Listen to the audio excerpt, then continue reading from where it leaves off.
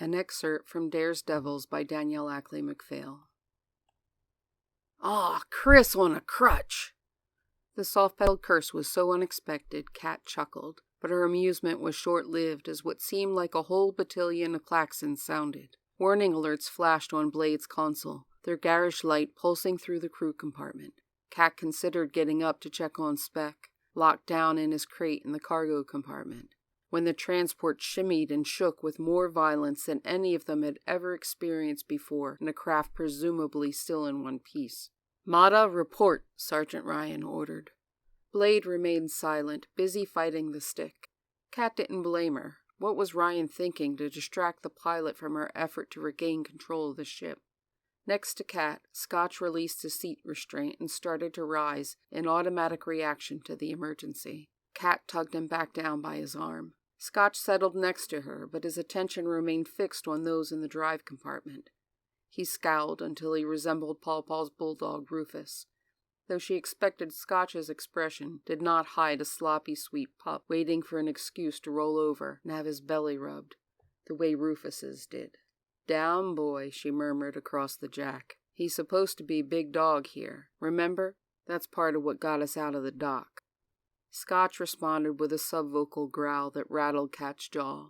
Kat fought down a laugh. "What, you gonna start pissing next? This is the acting commander's show.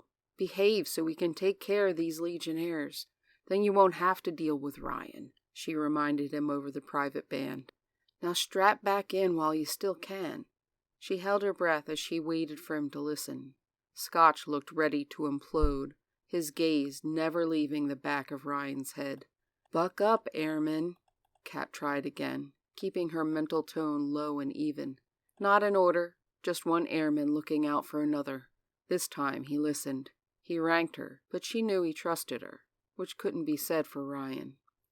As Scotch locked down, she heard him order the rest of the devils to do the same. Ryan should have given that order, but he still hadn't. What had Corbin been thinking?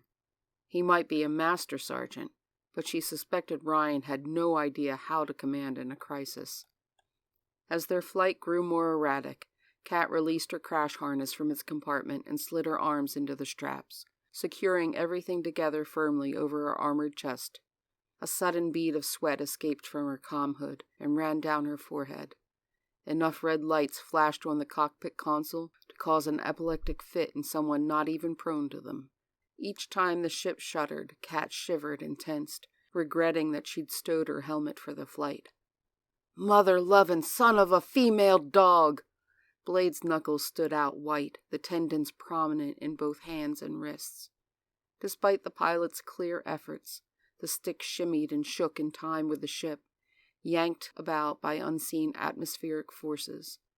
It was a testament to Blade's skill that they still flew at all, let alone in a semblance of their proper orientation. Not that Ryan had any clue of that. "What is the malfunction, pilot?" Blade spared him one scathing look. "Good question. How about you tell me?" "Leave her alone to do her job," Scotch snapped. Suddenly, the tortured shriek of rending metal filled the transport, followed by a loud pop. Heavy, oily smoke billowed through the transport before it jerked, held its place a moment, and then plummeted faster. Gasps filled the crew compartment, followed by Ryan's cries of pain as his limbs banged about.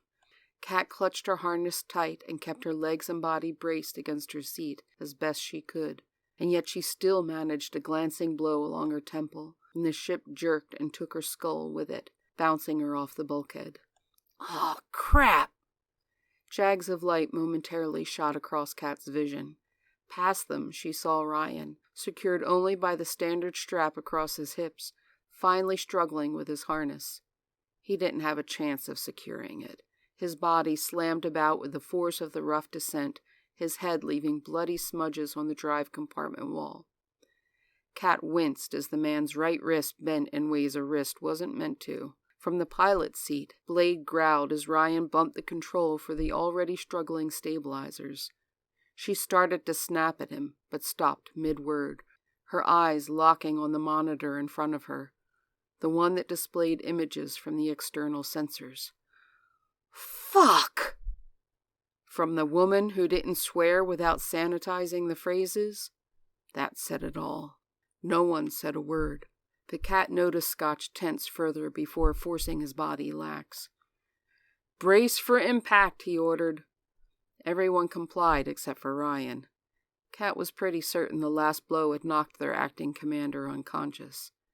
The transport shuddered with even more violence. Blade redoubled her fight with his stick. Cat saw her muscles trembling. Moments later, the vessel's forward momentum briefly slowed after a hard, jarring impact. Instinctively, Cat ducked towards Scott, as much as her harness and armor allowed. The hole by her head crushed in, just barely missing her, as a high-powered stream of freezing wind invaded the compartment through a breach no bigger than the tip of her pinky. A jagged edge of metal caught Cat's cheek as the side of the ship crumpled around her.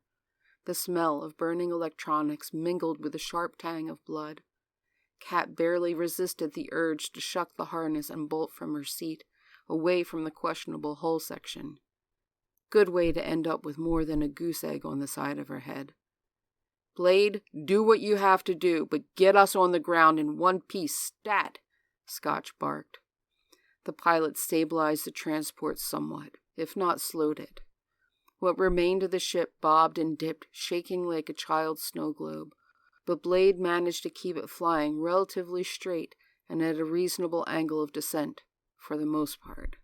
Another jarring impact trampled that thought, this time on the opposite side of the craft. They dipped to the right, the transport threatening to go into a spiral. In the drive compartment, Blade made up for years of almost curses. Sparks flew out of the control console, and half the warning lights went dark as the electronics malfunctioned, dimming the eerie, hellish glow liming the smoke. The pilot wrestled with the controls, and mostly won, until something towards the back of the transport exploded. A different pop followed as the fire suppression system released its chemical foam, smothering the impending blaze before it could begin. Somewhere near the wreckage, Ike screamed. More shudders ran through the bulkhead as if the shuttle strafed a mountaintop. "This is it, folks," Blade bellowed. They zoomed down at what felt like a headfirst 90-degree angle. Then impact.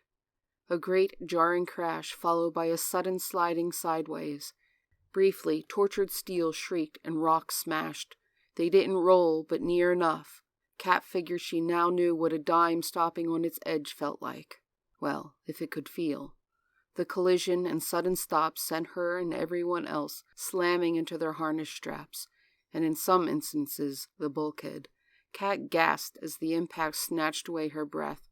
Her head snapped to the side, colliding with the edge of the deformed hull where she'd already hit it before. The muffled groans of her fellow devils filled the shuttle, cut by the faint hiss of escaping steam as the crew compartment went dark.